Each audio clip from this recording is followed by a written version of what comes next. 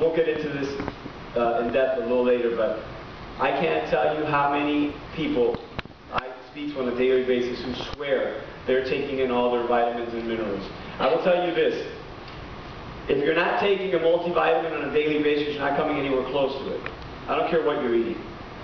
I don't care if you're having 10 servings of vegetables a day. I don't care, because life is not perfect. And as good as we are and as perfect as we want to be, life happens. So you should definitely be supplementing, you should be taking care of yourself. And as you get older, you need more of that. And as you exercise more, and if you love to exercise, as I do, you definitely need a lot of supplementation. You need some help, some good natural supplements. Alright? Alright, that was the boring part. We had to get that out of the way, right? So now, how do we do this, Marco? Well, like I said, nobody plans to fail, they just fail to plan. So here it is. I've designed my own acronym, right?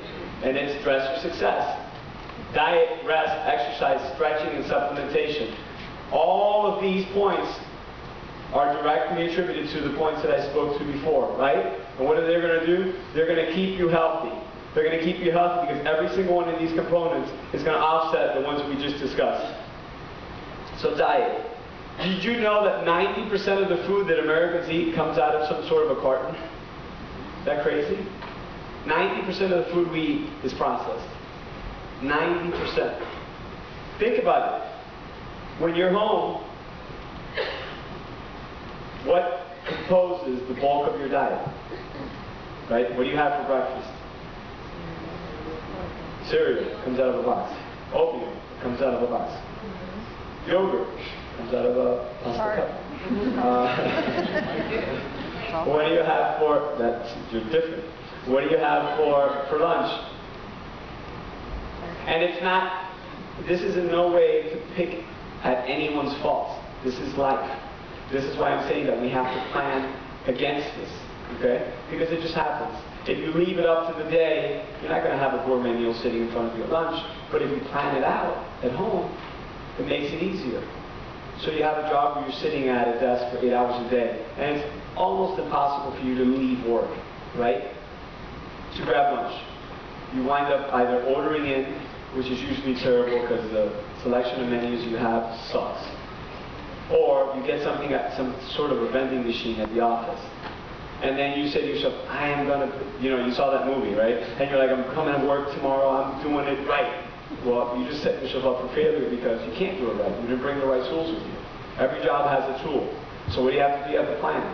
Either you can make it that morning, or, like I tell most of my clients, take an hour on Sunday and prepare your meals for the rest of the week. Every single lunch. And you know what? It's not such a bad thing if you have a really good meal that you enjoy eating. Like, I love quinoa, and I love beans. I'm typically eating non-animal foods, right? So I'm teetering on vegetarian, but I love fish and I refuse to give it up. So I'll do fish maybe once or twice a week. So I love quinoa and I love to mix it with beans. So I make a whole lot of quinoa on Sundays, and I can have that cold, I can have it hot, I can have it warm, room temperature. It's good, it's great anyway. So I've just saved myself the headache of not knowing what I'm going to eat my next meal, because I always have the backup plan, my default, right? My quinoa.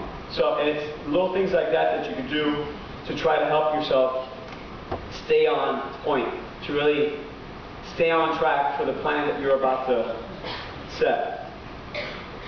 Here's another one. The average American consumes 500 calories in soft drinks a day. 500 extra calories, whether it's a soft drink or some sort of a soda drink. 500 extra calories. That is insane. And we wonder why adult onset diabetes is now just called type 2 diabetes, because our kids are getting it. It's sick. The only proven method of life extension known to man is calorie restriction. Has anyone ever heard of the Crohn diet? Calorie restriction for optimal nutrition? So, I could talk your ear off about it, but here's an example. Can you guys see this? I don't know if you could really see this, but Let me back this up.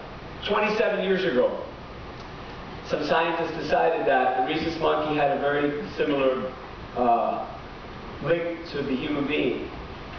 The rhesus monkey lives on average about 25 years in captivity. They decided they were going to conduct trials on calorie-restricted living, because obviously there's not too many human beings that want to subject themselves to the torture of being restricted on calories to see if they die or not. So they use the next best thing. After 27 years, 80% of the monkeys on the left had died. Those guys ate whatever they wanted. Okay? 20% of them looked like the guy on the bottom left. Okay? The guys on the right, they were almost all alive, and they looked like this. This is the future, right? Calorie restriction. And it's not about going crazy. There's some guys that really dramatically reduce your calories by like 40%. And you can do that, but you're probably going to be miserable. And life isn't about being miserable, it's about being happy. And it's about living that super version of you, right? So,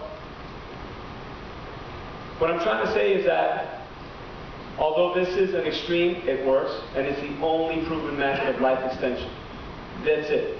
They're now finding that resveratrol, the resveratrol actually activates the SIRT1 protein, which kind of mimics the effects of calorie restriction diet, but it's in like astronomical dosages and a little bit cost prohibitive. Rest. So important, right? Most studies have proven that the average American is not sleeping anywhere near what he or she should be sleeping. And like I said earlier, we're suffering from it. We're suffering from it because our cortisol levels continue to go up. Cortisol is a stress hormone. Like I said, the more cortisol you have in the body, the more your body wants to hold on to fat. Now, it's not for you to be like, aha, that's why I have cortisol. That's why I'm not losing weight. No, you're not losing weight because you're not closing your mouth. But, yeah, I always get that. The cortisol is going to continue to go up, and the cortisol, it wreaks havoc in your brain. Okay, it sits around in your brain, and it really just, you know, it kind of like creates an imbalance. Okay, and I can get into really technical stuff that I'll probably bore the hell out of you. So I'll just tell you that cortisol is not good. It's not your friend. Okay, so you want to try to bring it down as much as possible, but stress brings it up. There's good stress and there's bad stress. Exercise is stress. We all know that, right? Exercise is stress. And the amount of exercise you do can be good for you or it can be bad for you, depending on how much sleep you've had, what you've eaten. So it all sort of, so imagine like optimum wellness is like 5 strings that are sleep, supplementation, diet, you know, the components that we talked about. And on the other side, you have the exact opposite. And if you could imagine all these strings here cross between one bead right here, that bead is optimum health. And then on the bottom you have this. So where that bead is right here is optimum health. But if this starts pulling on this side, that bead's going to start coming down. And maybe these two could offset it, but something has to happen. Something has to give. And that's exactly how I want you to picture this, right? You have to live somewhat in harmony, where all of these components work. They don't all have to be perfect, and you may not always be able to sleep the adequate amount of time that you'd like to sleep, but it's something that you need to keep in the back of your mind, and that sort of a roadmap that we're gonna draw out by the end of today. That is that roadmap for the super you. Okay?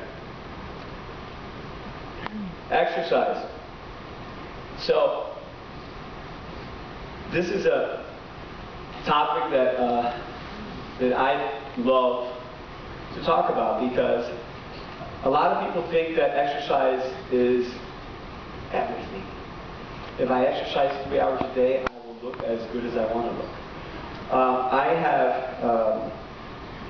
I've owned gyms for quite a while, and I remember the first gym I ever opened. I was 22 years old, and I opened the spinning studio. It was the first spinning studio in Florida. And I remember that I would watch these ladies, these amazing, beautiful, nicest, just coolest housewives ever. They were like 70 pounds overweight each, all of them. And they were coming to my class at 7. By the way, when I opened the gym, I had no money. So I taught every single one of the classes, all 10 of them, from morning to night. Okay? So I'd see them. And they'd come and be like, oh, I'm coming at 4 o'clock. I'd be like, yes, come on. Then they'd come to the 4 and be like, I think I'm going to come back for 7. I'd be like, yes. Then I'd be like, wait a minute. These girls aren't changing. Oh my God, how do I tell them this? Like something's going on here.